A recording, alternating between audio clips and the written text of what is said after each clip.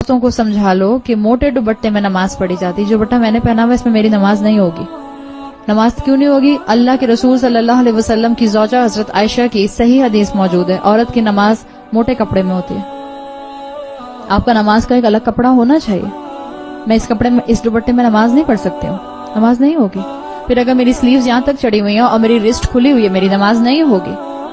میری نماز کے لیے میرا سطر پورا کور ہونا، کور ہونے کا مطلب ریپ ہونا نہیں ہے.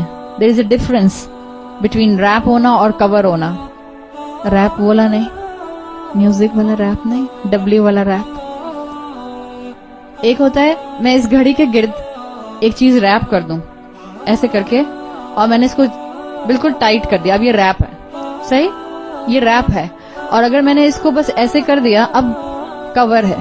So there is a difference between to wrap something and to cover some thing.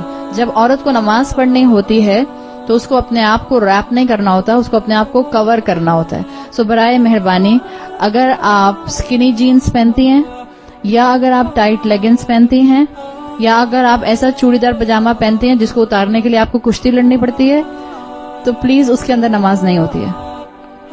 یا تو پھر اپنا کوئی اسکرٹ بنائیے، عبایا بنائیے جس کو آپ نماز کے ٹائم پر پہن لیں. اول تو پلیز وہ پہنے بھی نہیں.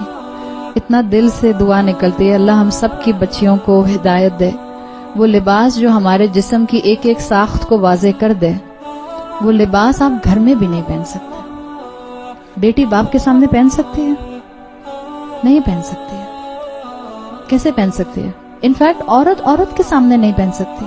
اتنے بڑے بڑے چاک پہن لیتے ہیں ہم، اور پھر ہمارے اوپر تک سلٹس ہوتے ہیں، اور وہ ہمیں تھائیز اپنی فل ٹائٹ لیگنز پہنے ہوئے ہوتے ہیں. عورت کے سامنے سطر کیا ہے؟ نیول ٹو نی، ناف سے لے کر گھٹنوں تک. یا آپ کسی عورت کے سامنے بھی نہیں کھول سکتے انٹل انلیس کہ آپ گائنوکالوجسٹ کے پاس جا رہی ہیں یا ڈاکٹر کے پاس جا رہی ہیں. اور ہمارے ہاں کتنا کامن ہے انڈر لیگز ویکسنگ کروانا. اٹس حرام، فوربڈن، ناٹ الاؤڈ. نماز کے لیے موٹی چادر استعمال کیجیے. نماز کے لیے ایسی چادر استعمال کیجیے کہ جس میں آپ سر سے پاؤں تک کور ہو جائیں. اگر آپ نے ڈھیلا لباس نہیں پہنا ہوا ہے، کوئی عبایا رکھ لیجیے اپنا، کوئی اسکرٹ بنا لیجیے اپنا. اس چیز کا احساس کیجیے. یہ تو میں لباس کی بات کر رہی ہوں. عورتوں نے نیل پالش لگائی ہوتی ہے اور کئی کئی دن سے لگائی ہوئی ہوتی ہے. اب تو جب سے یہ اللہ ہم پر اپنا رحم کرے، کہ جب سے کون سے والے نیلز آئے ہیں، آرگینک نیلز ہیں، آرگینک کلرز آئے ہیں کچھ. جب آپ اپنا ایسا مینیکیور کرواتے ہیں، جب آپ جاتے ہیں سیلونز کے اندر اور اپنے نیلز کے اوپر پتہ نہیں کون سا نیل آرٹ بنوا کر آتے ہیں جو 15-20 دن تک پانی میں ہاتھ جانے سے بھی نہیں اترتا، اسی کے ساتھ آپ نماز پڑھ رہے ہیں. کیوں دین کا مذاق بنا رہے ہیں؟ کون سی اللہ کی شان رحیمی کے انتظار میں بیٹھے ہوئے ہیں؟ اللہ نے کہا ہے وضو نہیں ہوگا اگر آپ کے نیل کے اوپر کوئی سکن ہوگی. ہم نے ایکولنٹ کر لیا. دین میں جب ہم آگے بڑھتے ہیں، جب ہم رسولوں کا اتباع نہیں کرتے تو یہ ہوتا ہے. عورتوں کو سمجھاؤ تو عورتیں کہتی ہیں موزوں پر بھی تو مسح کر سکتے ہیں، میں نے ناخنوں پر مسح کر لیا. دس از اے ایڈیشن ان دا دین. اللہ کے رسول نے سکھایا کہ اپنے ناخنوں کا مسح کر لینا. یہ بالکل وہی چیز ہے جس کا ہم نے ذکر کیا تھا. کسی بھی مزار پر جا کر کسی سیمنٹ کے سامنے اس کو بوسا دیں گے تو شرک. حرم میں جا کر حجر اسود کو بوسا دیں گے تو عین عبادت. موزوں پر مسح کرنے کا رسول اللہ صلی اللہ علیہ وسلم نے بتا دیا، الاؤڈ. نیلز کے اوپر نیل پالش لگا کر مسح کرنے کا نہیں بتایا، ناٹ الاؤڈ. مت آئیں ان دھوکوں میں، یہ پینیٹریٹڈ ہے، یہ آکسیجنیٹڈ ہے، اس میں سے پانی پینیٹریٹ کر جاتا ہے. آپ نے ٹرائی کر کے دیکھا ہے؟ مسلمانوں کو بے وقوف بنانے کے لیے ساری قومیں موجود ہیں. یا تو پہلے پریکٹیکل کر کے دیکھ لیجئے. کوئی ایسی نیل پالش اب تک یہاں تک نہیں پہنچی پاکستان میں جس کو بڑے بڑے کلیم کر کے کہا گیا کہ اس میں سے پانی پینیٹریٹ ہو جاتا ہے. سیدھا سا علاج ہے، کر کے دیکھ لیجئے. میں نے تو 4 کو کر کے دیکھا، کسی میں سے بھی نہیں گیا. بٹر پیپر کے اوپر نیل پالش لگائیے اور اوپر پانی ڈالیے.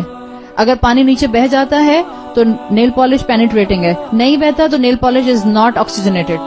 پانی نہیں بہے گا اس کے اندر سے، اور نہیں بہتا ہے. کیوں اپنی عبادت ضائع کرتے ہیں؟ عاملات الناصبہ، عمل کرنے والے اور تھکنے والے. نماز پڑھی بھی اور سر سے اوپر اٹھی نہیں تو فائدہ. مت دھوکے میں آئے. یہ دنیا متاع الغرور ہے، دھوکے کا سامان ہے. پہچانے اللہ نے مجھے اور آپ کو ایک بہت اعلیٰ مقصد سے پیدا کیا ہے. بہت اعلیٰ مقصد سے. کسی کو بہت شوق ہے نیل پالش لگانے کا, ایک وضو کر کے نیل پالش لگائیے, دوسرے وضو سے پہلے اتاریے, اپنا وضو کیجئے, نماز پڑھیے, پھر لگا لیجئے. کرتے ہیں سارا دن یہی کام, بڑی بھارے گئے آپ. 12 لگا کسی کو شوق ہے تو میں منع نہیں کروں گی, لیکن پلیز اپنی نماز ضائع مت کیجئے. اگر آپ کو شوق ہے تو کیجئے. ایک ٹائم پہ مجھے بھی یہ شوق تھا, میں نے بہت کیا ہے. اتنا ہی شوق تھا مجھے کہ میں ہر نماز سے پہلے نیل پالش اور ریموور سے اتارا. اس وقت تو پیل آف نہیں آتی تھی, اب تو پیل آف آ گئی ہے, تو آپ پیل آف اتار دیجئے, وضو کیجئے دوبارہ, پھر لگا لیجئے اگر آپ کو بہت شوق ہے.